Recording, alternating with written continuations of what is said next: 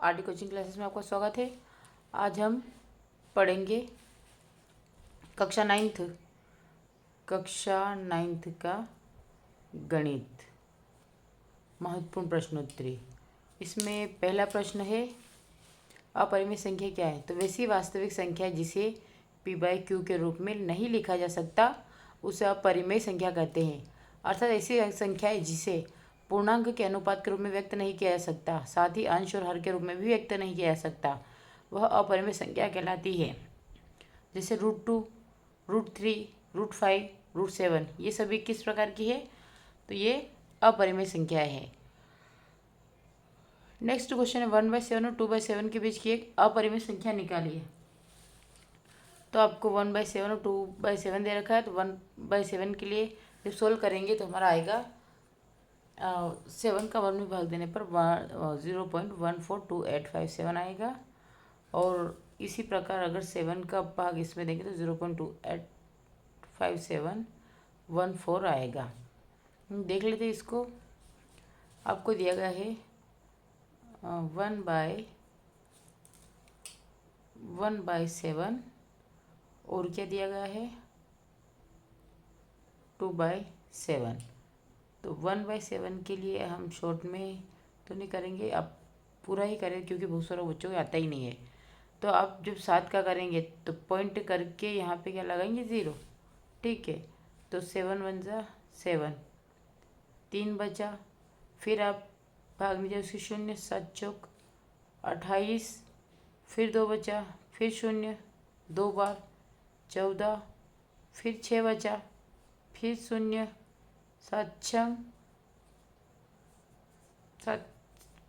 7 8 56, फिर कितना बचा 4 बचा, 7 5 35, 7 5 35 और फिर कितना बचा 5 बचा 0, 7 7 49, ठीक है। ये आपका आ गया। तो आपकी वैल्यू अगर हम इससे आगे जाएंगे तो हमारा फिर वही आ जाएगा जिसे हमने लिखा है 7 7 49। तो हमारा वापस कहाँ से शुरू हो जाए, ये आया आपका यानी कि विश्वेश्वर और यहाँ पे, तो ये हमारा यही चल जाएगा।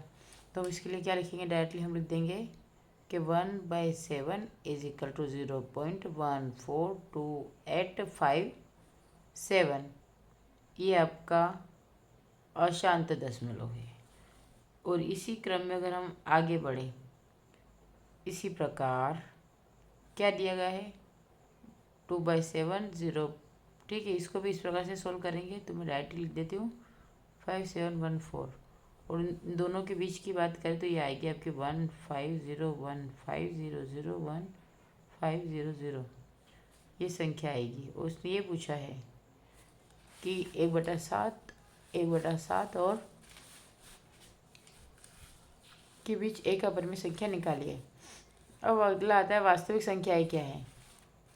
तो जिन संख्याओं का कोई भी मान संभव हो तो उन संख्याओं के को वास्तविक संख्या कहते हैं। जैसे 1 2 3 0 -1 -2 -3, 22/7, 3/4, √2, √3, √5 आदि सभी परिमेय और अपरिमेय संख्याओं को वास्तविक संख्या कहते हैं। अब अगर आपका एक और क्वेश्चन दे रखा है कि 1/6 और 1/5 के बीच एक परिमेय संख्या निकालिए। तो 1/5 ये आपका 1/5 व 1/6 दोनों के बीच में निकालना है। तो 1 + 1 = कितना 2। तो 2 से गुणा करने पर 2 से गुणा करने पर किस में, तो अंश व हर में, अंश व हर में 2 से गुणा करने पर। तो ऊपर अंश कितना आपका 1/6, हम इसको 6 लिखेंगे और इसको 5 लिखेंगे, ठीक है। और ऊपर क्या आपका 1/6 व 1/5। तो हम सबसे पहले 6 को लेंगे, तो इसके लिए 1 × 6 क्योंकि आपको 12 और 6 × 2, तो 2 1 कम 2 और 6 दूनी 12। वैसे अगर 1/5 की बात करें तो 1 × 2 और 5 × 2 = 2 × 5 = 10। ये आपका आ जाएगा। अब इसको सोल्व कर लेते हैं। तो 2/12 व 2/10 के बीच एक परिमेय संख्या 2 और 11 है। कितनी है? 2 और 11 है। ठीक है, ये आपका 2 और 11 आ गया।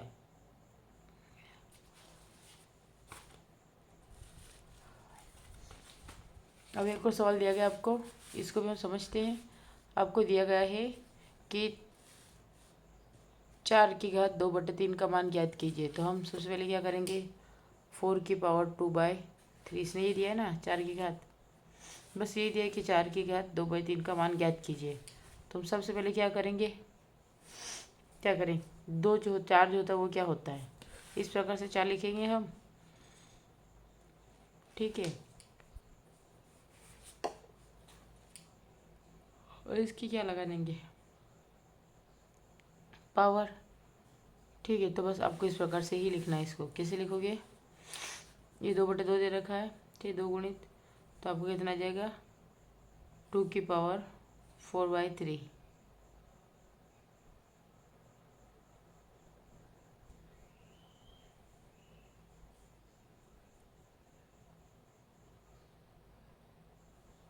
अब संख्या पद्धति क्या है, तो ठीक है, ये हो गया आपका। अब संख्या पद्धति क्या है, तो संख्याओं को लिखने या उनके नामकरण के सुव्यवस्थित नियमों को संख्या पद्धति कहते हैं। इसके लिए निर्धारित प्रतीकों का प्रयोग किया जाता है, जिनकी संख्या निश्चित एवं सीमित होती है। 1/3 की घात 5 4 का मान ज्ञात कीजिए। तो 1/3 4 की घात क्या होगा यहाँ पे, तो ये आपका 3 5 गुणित 4 और 1/3 की पावर 20 हो जाएगा। से एक और सवाल समझते हैं हम। अगर मान लो आपको दिया है 16 और 3 की 4, अब आपको दिया है इसके टुकड़े करो, तो हम एलसीएम कितना करेंगे, इसका एलसीएम करेंगे, और एलसीएम करने के बाद आपका आएगा 3/4। अब यहाँ पे अगर आप लिखे तो 2 × 3/4, ठीक है, यह है आपका। तो अब क्या लिखोगे इसको, 2 3 4, तो इसकी पावर लगा देंगे हम। क्या लगाएंगे, पावर।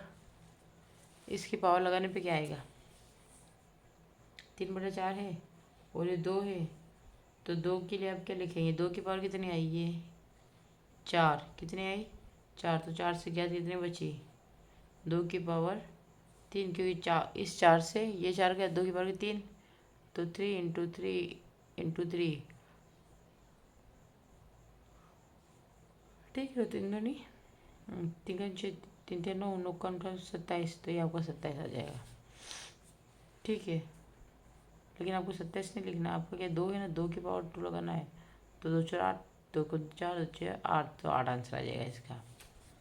ठीक है, एक और क्वेश्चन आता है आपका, उसमें आता है कि 7 से 1/2 और 8 सहित 1/2। ठीक है, बस कि सरल कीजिए, ये आता है, सरल कीजिए।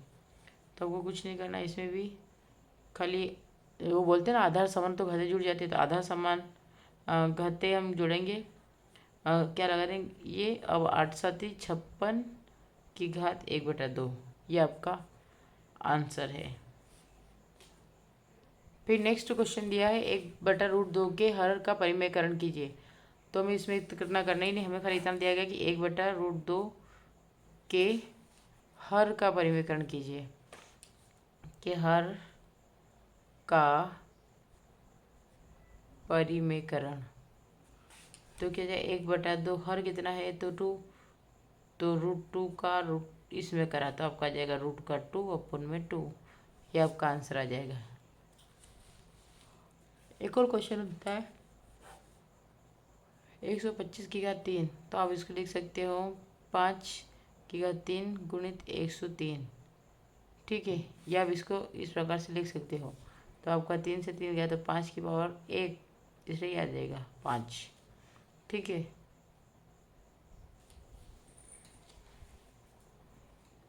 ये आपका हो गया यहाँ तक। तो इसमें हमने लगभग फर्स्ट चैप्टर के सारे इम्पोर्टेंट समझ लिए हैं, कुछ और बचते तो हम नेक्स्ट वीडियो में कंप्लीट कर लेंगे। तब तक के लिए मेरे चैनल को लाइक करें, शेयर करें, सब्सक्राइब करें। Thank you. और स्पेशली 9th वाले ज़रूर देखें।